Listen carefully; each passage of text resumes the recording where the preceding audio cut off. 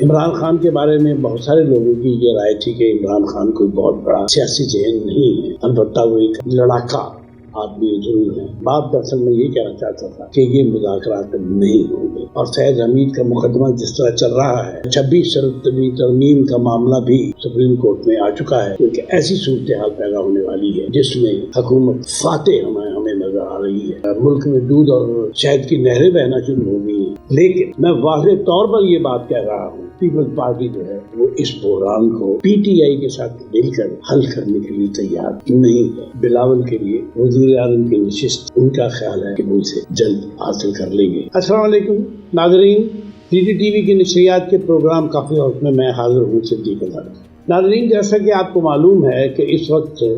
پاکستان میں صبح سے لے کے شام تک اور شام سے لے کے اگلی صبح تک سوائے عمران خان کے اور کوئی گفتگو نہیں ہوتی۔ کچھ لوگ جو ان کی حمایت میں ہیں وہ ان کی حمایت میں بات کرتے ہیں، اور حکومت نے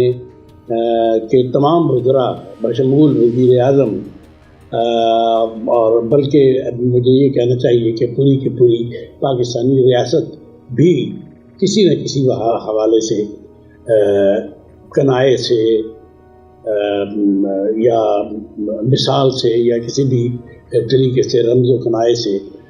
جو نزلہ گر رہا ہے وہ عمران خان پہ گر رہا ہے۔ ناظرین، 26 مئی کے واقعات کے بعد ملک میں ایک بحث چھڑی کیوں چلائی گئی، اس کا ابھی تک کوئی جواب نہیں۔ جن کے بارے میں عمران خان کہہ رہے تھے کہ ان پر گفتگو ہونی چاہیے اور یہ مقدمات چلنے چاہیے، ان مقدمات پر کارروائی شروع کر دی گئی ہے۔ 9 مئی پر بھی بات ہونے والی ہے۔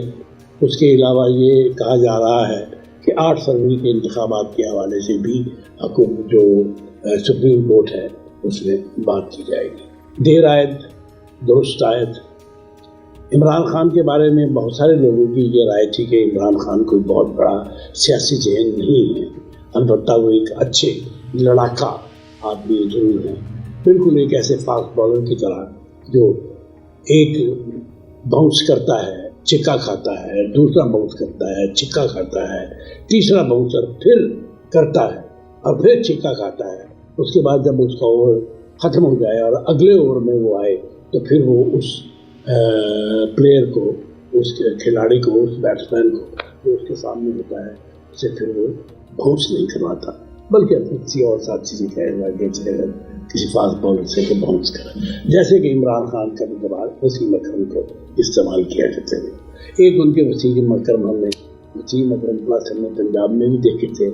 ان کی کارکردگی بھی دیکھی تھی۔ بہرحال یہ اور بات ہے۔ بات دراصل میں یہ کہنا چاہتا تھا کہ یہ مذاکرات نہیں ہوں گے۔ جو مذاکراتی صورتحال اس وقت موجود ہے، اور خاص طور پر جو فیض حمید کا مقدمہ ہے، اور فیض حمید کا مقدمہ جس طرح چل رہا ہے، اور جو 26 شرعی ترمیم کا معاملہ بھی چونکہ عدالت عظمیٰ میں سپریم کورٹ میں آ چکا ہے، اور سپریم کورٹ میں ایک آئینی بینچ بھی بن چکا ہے، ایک ایسا ہے آئینی بینچ جس کے تمام ججز جو ہیں وہ حکومت کے منظور نظر ہیں، تو ایک ایسی صورتحال پیدا ہونے والی ہے جس میں حکومت جو ہے وہ بڑی فاتح ہمیں نظر آ رہی ہے، اور اس کے مقابلے میں ہمیں لگ رہا ہے کہ پی ٹی آئی کی طرف سے جتنے بھی مقدمات پیش ہو رہے ہیں ان مقدمات میں پی ٹی آئی کے لیے کوئی ایسی خاص کامیابی کی ہمیں امید نہیں ہے۔ لیکن جو عام صورتحال ہے، جو اس وقت ملک کی صورتحال ہے، وہ ہمیں یہ بتا رہی ہے کہ حکومت لاکھ یہ ہمیں بتانے کی کوشش کرے کہ وہ نہ صرف مستحکم ہے بلکہ وہ تو اس نے عدم استحکام کو ختم کر دیا ہے، اور ملک میں دودھ اور شہد کی نہریں بہنا شروع ہو گئی ہیں، ایسی بات نہیں ہے۔ بہت سے مبصرین کا یہ خیال ہے کہ اگر یہ مذاکرات شروع نہ ہوئے، اور جس طرح اس وقت ہمیں پی ایم ایل این کا موڈ نظر آ رہا ہے، موڈ ان کا یہ ہے کہ وہ اب عمران خان کو یہ بتائے کہ اگر تم اس وقت اس طرح کے تکبر سے کام لے رہے تھے اور بات کرنے سے انکاری تھے، یا تکبر کا لفظ ہم استعمال نہیں کرتے تھے، اگر آپ اتنے ضدی تھے اور بات کرنے کے لیے تیار نہیں تھے تو اب ہمیں بھی اتنی جلدی نہیں ہے کہ ہم آپ سے بات کریں. لیکن میں اور میرے ساتھ اور کئی ساتھی کئی اور مبصرین یہ سمجھتے ہیں کہ اگر حکومت نے یہ رویہ اختیار کیا تو ملک مزید افراتفری کا شکار ہوگا، ملک میں مزید عدم استحکام آئے گا اور وہ عدم استحکام بڑھے گا، خواہ اس کے لیے آپ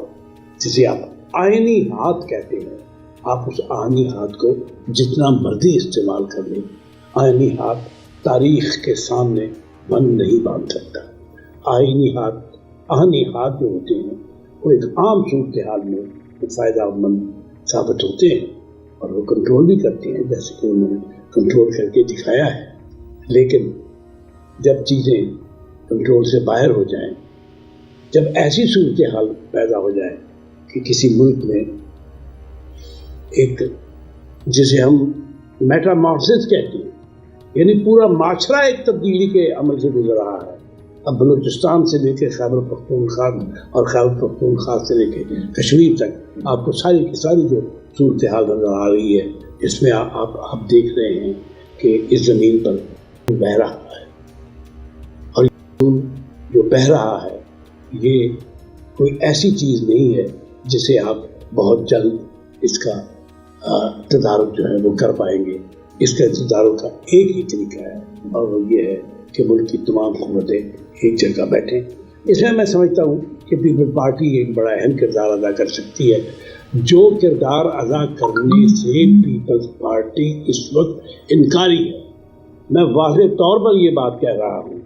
کہ پیپلز پارٹی کے لیڈر جو مرضی کہے، لیکن پیپلز پارٹی